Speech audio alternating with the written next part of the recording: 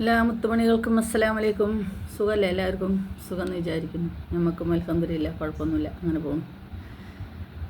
പിന്നെ ഇന്ന് ഞാൻ പറയണത് എന്താണെന്നറിയോ, കുറേ ആൾക്കാരായി ഒരു പെൺകുട്ടി ഉസ്താദിനെ വിമർശിക്കുന്നതായിട്ട് പറയുന്നത് കേൾക്കുന്നുണ്ട്. അപ്പോൾ എനിക്കതിലുള്ള അഭിപ്രായം എന്താ വെച്ചാൽ, ഞാൻ ഉസ്താദന്മാരെ പറ്റി ഞാൻ പറയാറുണ്ട്, പക്ഷേ എല്ലാ ഉസ്താദന്മാരെയും ഞാൻ പറയില്ല. കാരണം നമുക്ക് ഏത് ഉസ്താദ് നല്ലത് ഏത് ഉസ്താദ് കെട്ടത് എന്ന് തിരിച്ചെടുക്കാൻ പറ്റിയില്ലെങ്കിലും നമ്മളെക്കൊണ്ട് അതിനുള്ള ആവതില്ല. കാരണം എന്താ വെച്ചെങ്കിൽ നമുക്കതിനുള്ള കഴിവില്ല. നമ്മൾ പുറത്തു പോയി ഓരോ പള്ളിയിലും പോയി നിന്ന് നമ്മൾ അന്വേഷിക്കണില്ലല്ലോ ആരാണ് നല്ലത് ആരാണ് കെട്ടതെന്ന്. പിന്നെ ഞാൻ പറഞ്ഞിട്ടുള്ള ഒരു ഉസ്താദിനെ പറ്റി പറഞ്ഞിട്ടുള്ളത് ഒന്നിനെ മാത്രമാണ്. അത് ഉസ്താദാണോ അല്ലയോ എന്ന് പോലും എനിക്കറിയില്ല. കാരണം റസൂല് വന്നു, സ്വപ്നത്തിൽ വന്നു, 2 കവളത്തും മുത്തം തന്നു, പെണ്ണുങ്ങളെ ഗൂഗിൾ പേ നമ്പർ ചോദിച്ചു. ഇതൊക്കെ ഞാൻ പറഞ്ഞിട്ടുള്ളൂ, അല്ലാത്തൊന്നും ഞാൻ പറഞ്ഞിട്ടില്ല. അതിന് ഞാൻ പറഞ്ഞിട്ടുണ്ട്, അല്ലാത്തൊന്നിനും ഞാൻ പറഞ്ഞിട്ടില്ല. അല്ലാത്തൊന്നിനും പറയാൻ എനിക്ക് തോന്നിയിട്ടില്ല. കാരണം എന്താ വെച്ചെങ്കിൽ നമ്മൾ ജനിച്ച് വളർന്ന് ഇനി മരിക്കേണ്ട സമുദായമാണ് നമ്മുടെ സമുദായം. അപ്പോൾ അതിൽ സോഷ്യൽ മീഡിയയിലാണ് ഇപ്പോൾ എല്ലാവരും, ഞാനടക്കം. അപ്പോൾ ഉസ്താദന്മാർ പറയുന്നത് എന്തിനു വേണ്ടിയാണ് എന്നുള്ളതൊന്ന് ആലോചിച്ചിട്ട് രൂക്ഷമായ വിമർശിക്കുന്നത് നമ്മളെ കുട്ടികൾ തന്നെ വന്നിട്ട് ഇങ്ങനെ പറയുമ്പോൾ അവർക്ക് ഒരുപാട് സങ്കടം ഉണ്ടാവും. കാരണം ഏതിനെക്കുറിച്ചാണെങ്കിലും നമ്മളെ ഖുർആനിലും നമ്മളെ ദീനിലും ഉള്ള അത്ര വിശദമായി പറഞ്ഞ മറ്റൊരു ഇതുണ്ടെന്ന് എനിക്ക് തോന്നുന്നില്ല. കാരണം അത്രയ്ക്ക് അത് പാലിക്കുന്നില്ല എന്നുള്ളൂ. കാരണം നമ്മളെ ദീനിൽ നമ്മളെ മുത്തുനബി പറഞ്ഞിട്ടുള്ള ഇസ്ലാമിയങ്ങൾ എങ്ങനെ ജീവിക്കണം എന്നുള്ളത് കറക്റ്റായി പറഞ്ഞിട്ടുണ്ട്. പക്ഷെ അത് പാലിക്കുന്നില്ല. പലരും പാലിക്കുന്നില്ല എന്നുള്ളതാണ് സത്യം. കാരണം നമ്മളൊരു കുടിയിൽ ഒരു നേരത്തെ അല്ലെങ്കിൽ 3 നേരത്തെ ആഹാരം കഴിക്കുന്നുണ്ടെങ്കിൽ നമ്മൾ അയൽവക്കത്തുള്ള 7 കുടിയിൽ അവർ ആഹാരം കഴിക്കുന്നുണ്ടോ എന്ന് ചോദിച്ചിട്ട് വേണം നമ്മൾ ആഹാരം കഴിക്കാനെന്ന് പറഞ്ഞിട്ടുള്ളത്. പിന്നെ അതേമാതിരി നമ്മളുടെ വീടിൻ്റെ പരിസരത്ത് എവിടെയെങ്കിലും കെട്ടിക്കാൻ പ്രായമുള്ള പെൺകുട്ടികളുണ്ടെങ്കിൽ അത് നമ്മുടെ സമുദായത്തിൻ്റെയും നമ്മുടെ മഹലിൻ്റെയും ഉത്തരവാദിത്തമാണ് ആ പെൺകുട്ടികളെ വിവാഹം കഴിച്ച് അയക്കുക എന്നുള്ളത്. ആ കുടുംബത്തിന് മാത്രമല്ല, ആ സമുദായത്തിൻ്റെ മുഴുവൻ ഒരു ബാധ്യതയാണ് എന്ന് പറഞ്ഞിട്ടുണ്ട്. പക്ഷെ അത് പാലിക്കണ്ടോ? ഇല്ല. ആഹാരം കഴിക്കേണ്ട കാര്യത്തിൽ പറഞ്ഞിട്ടുണ്ട്, അത് പാലിക്കണ്ടോ? ഇല്ല. പിന്നെ എപ്പോഴെങ്കിലുമൊക്കെ നമുക്ക് ആഹാരമില്ല എന്ന് പറഞ്ഞിട്ടുണ്ടെങ്കിൽ 1-2 ദിവസമൊക്കെ കിട്ടുമായിരിക്കും. എല്ലാ ദിവസവും കിട്ടിക്കൊള്ളണമെന്നുമില്ല, അതൊന്നും നമുക്ക് പറയേണ്ടതില്ല.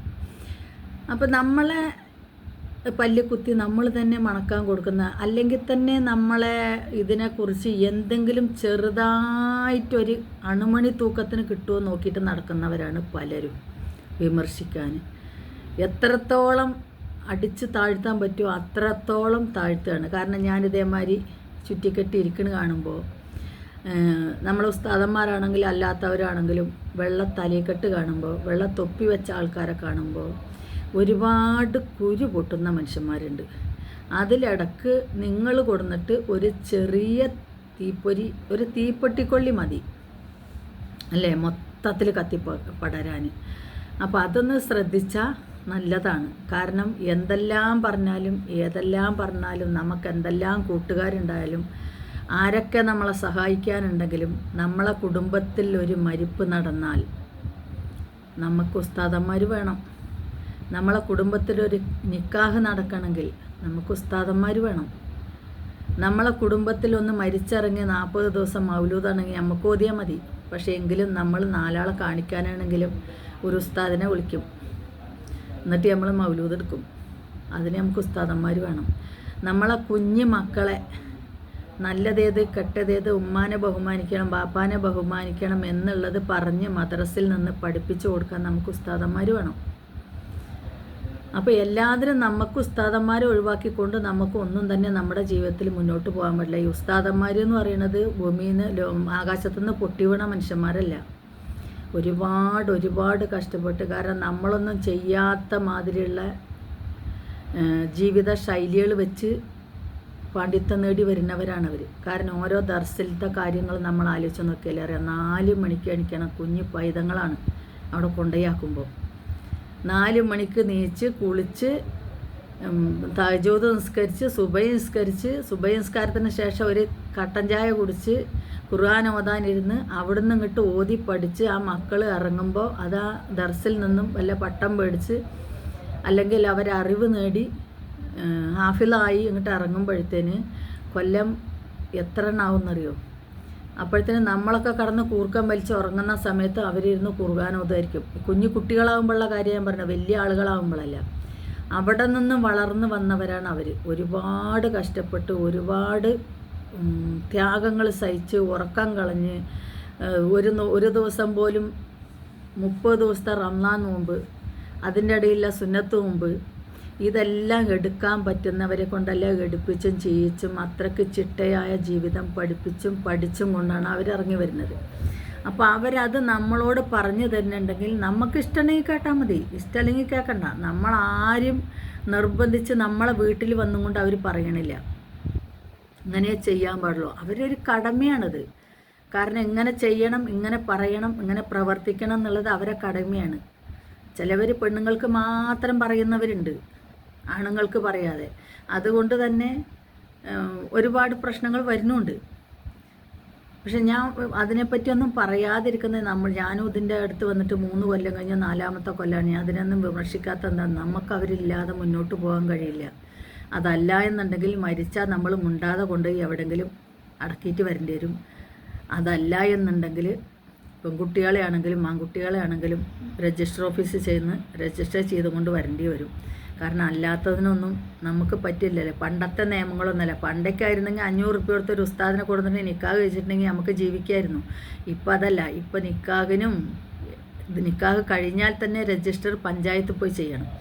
കയ്യിലിരിപ്പുകൊണ്ട് വന്നതാണ് എല്ലാവർക്കും, ആണിൻ്റെ ആണെങ്കിലും പെണ്ണിൻ്റെ ആണെങ്കിലും കയ്യിലിരിപ്പുകൊണ്ട് വന്നതാണ്. അപ്പോൾ ഉസ്താദന്മാരെ പരിധി വിട്ട് വിമർശിക്കുന്ന മക്കളെ നിങ്ങളെ കുടുംബത്തിലേക്കൊന്ന് തിരിഞ്ഞു നോക്കണം. നാളെ ഇവരെ കൊണ്ട് വല്ല ആവശ്യങ്ങളും നമുക്ക് വരുന്നുണ്ടോയെന്ന്. അത് ഒരാളെ വിമർശിച്ചാൽ മതി എല്ലാവരെയും ഞാൻ പറയുന്നില്ല. കാരണം അതിലെ നല്ലതും ഉണ്ടാവാം കെട്ടതും ഉണ്ടാവാം. നല്ലത് മാത്രം നമ്മളെടുത്താൽ കെട്ടത് നമുക്ക് കണ്ട് ഒഴിവാക്കി വിടാം.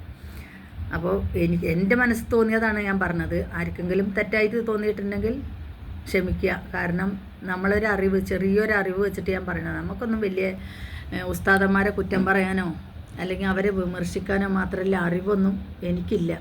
എൻ്റെ പരിമിതമായ അറിവിൽ നിന്നുകൊണ്ട് ഞാൻ പറയുന്നതാണ്. എനിക്ക് ഇവരെ മാത്രമല്ല, ഉസ്താദന്മാരെ മാത്രമല്ല, മറ്റേത് സമുദായത്തിൽപ്പെട്ടവരാണെങ്കിലും വിമർശിക്കുന്നതിന് മാന്യമായ രൂപത്തിൽ വിമർശിക്കാം. പക്ഷേ ഈ അണുകൊണ്ട വന്നിട്ട് നമ്മളടുത്തേക്ക് ചീറി വരുന്നമാരുള്ള വിമർശനം ഉണ്ടല്ലോ, അതൊക്കെ നിർത്തുന്നതായിരിക്കും നല്ലത്. ഏതായാലും ഞാൻ പറഞ്ഞതിൽ എന്തെങ്കിലും തെറ്റുണ്ടെങ്കിൽ ക്ഷമിക്കുക. എൻ്റെ അഭിപ്രായം ഉസ്താദിൻ്റെ അഭിപ്രായം പറഞ്ഞു, ഞാൻ എൻ്റെ അഭിപ്രായം പറഞ്ഞു, അത്രേ ഉള്ളൂ. എടുക്കേണ്ടവർക്ക് എടുക്കുക, തള്ളേണ്ടവർക്ക് തല്ലല്ലേ തള്ളുക. അപ്പോൾ അസ്സലാമു അലൈക്കും. അടുത്ത വീഡിയോസ് കാണാം. ആയസോടെ ഉണ്ടെങ്കിൽ പറയാൻ പറ്റില്ല. ആരെങ്കിലും വന്ന് തല്ലിക്കൊല്ലേണ്ട സാഹചര്യത്തിലൊക്കെ എത്താൻ തുടങ്ങിയിട്ടുണ്ട്. അപ്പോൾ ഏതായാലും എനിക്ക് ഉസ്താദന്മാരില്ലാതെ മുന്നോട്ട് പോകാൻ പറ്റില്ല. കാരണം എന്താ വെച്ചാൽ ഞാൻ മരിച്ച ഒരു മൗലൂദിനോ എന്തിനെങ്കിലുമൊക്കെ അവർ ആവശ്യമുണ്ടാവും. ഖബറുങ്ങൾക്ക് പോകുമ്പോഴോ ഖബറുങ്ങൾ ദുആക്കൊക്കെ അവർ വേണ്ടി വരും. അപ്പോൾ അത് കാരണം കൊണ്ട് അവരെ പരിധി വിട്ട് ഞാൻ ഒന്നും പറയില്ല. കാരണം നമുക്ക് പറ്റില്ലെങ്കിൽ നമ്മൾ ഒഴിവാക്കുക എന്നല്ലാതെ ഒന്നും പറയാൻ നിൽക്കില്ല. 8 മിനിറ്റായി പോട്ടെ. അസ്സലാമു അലൈക്കും.